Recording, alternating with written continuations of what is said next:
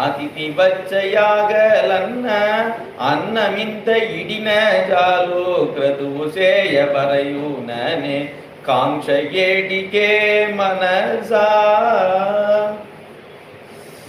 ஒரு கிரது செஞ்சதுக்கு சமம் நீ அவ்வளவு அன்னம் போட்ட அப்படின்னா, இது சாதாரண பிராகிருதன் விஷயத்திலே இது மாதிரினா, இவர் பரம பாகவதோத்தமர் இப்ப ஆத்து வாசலுக்கு வர்றார்.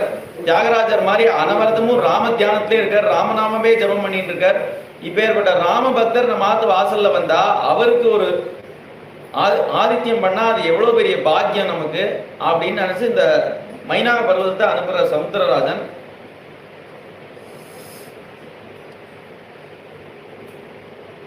அந்த மைனாக பர்வதத்துக்கும் வாயு பகவான் உபகாரம் பண்ணியிருக்கிறான்.